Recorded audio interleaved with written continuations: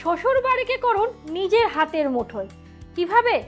আমাদের বোনেদের উদ্দেশ্যে বলছি, নিজের শ্বশুর বাড়িকে নিজের হাতের আয়ত্তে নিয়ে আসুন। কারণ ঘরের নিজের মেয়েটি সবার কাছে প্রিয় হলেও বৌমাটি কিন্তু সবার কাছে প্রিয় হয় না। তাই বৌমাটির উপরে চলে বিভিন্ন রকমের মেন্টাল টর্চার এবং ফিজিক্যাল টর্চার। তাই এই সমস্ত সমস্যার থেকে পরিত্রাণ পাওয়ার জন্য বলবো এই ছোট্ট উপায়টি আপনি ফলো করুন। আপনি নিশ্চয়ই প্রতিটা সদস্যকে, আপনার শ্বশুরবাড়ির প্রতিটা সদস্যকে নিজের হাতের মুঠোয় আনতে পারবেন।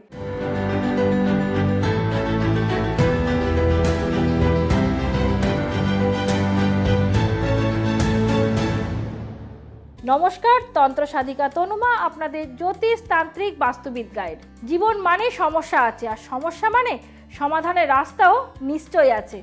যদি মনে করছেন আমার সাথে কথা বলে আপনি আপনার সমস্যা সমাধানের রাস্তা খুঁজে বের করবেন, তাহলে দেরি কেন? স্ক্রিনে থাকা নাম্বারে ফোন করুন, বুকিং করুন এবং চলে আসুন চেম্বারে। সামনাসামনি কথা বলে আপনার সমস্যা শুনে আপনার সমস্যা থেকে বেরোনোর উপায়টা নিশ্চয়ই আপনাকে বলে দেওয়া হবে।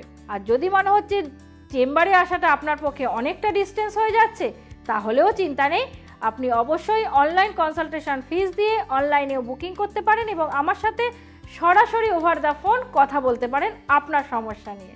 আসুন জেনে নিই কীভাবে নিজের শ্বশুরবাড়িকে নিজের হাতের মুঠোয় বা নিজের আয়ত্তে আনবো। আমাদের প্রত্যেকেরই হাতের নখ এবং পায়ের নখ আমরা কেটে ফেলে দিই, কিন্তু জানেন কি এই হাতের নখ এবং পায়ের নখ আমাদের কতটা উপকার দিতে পারে? আপনি আপনার হাতের এবং পায়ের 10টা 20টা নখকে কেটে একত্রিত করুন এবং একটি মাটির খুঁড়ি নিয়ে আসুন। তার মধ্যে কর্পূরের আগুন জ্বেলে সেই 20টি নখকে একসাথে ছাই করে ফেলুন এবং সেই ছাইটিকে নিয়ে গোলমরিচের গুঁড়োর সাথে মিশিয়ে শ্বশুরবাড়ির যে কোনো মানুষকে আপনি খাওয়াতে পারেন। যাকে বশীকরণ করতে চাইছেন না বা বশীকরণ করার প্রয়োজন নেই, সে আপনার বশেই আছে বা আপনার সাথে ভালো ব্যবহার করছে, সে খেলেও কোনো অসুবিধা হবে না। আপনি নিশ্চিন্তে বাড়ির প্রত্যেকটি সদস্যের খাবারের মধ্যে এটি মেশাতে পারেন। বাড়ির প্রত্যেকটা সদস্যের কাছে আপনি হয়ে উঠবেন চোখের মণি এবং প্রত্যেকটি সদস্য থাকবে আপনার হাতের আয়ত্তে। ভিডিওটি ভালো লাগলে অবশ্যই লাইক করবেন এবং কমেন্টে জানাবেন আপনি কী ধরনের সমস্যা ফেস করছেন আপনার শ্বশুরবাড়িতে। আর আমার চ্যানেলে নতুন হয়ে থাকলে চ্যানেলটিকে ফলো করতে ভুলবেন না। নমস্কার, জয় গুরু বামদেব, জয় মা তারা।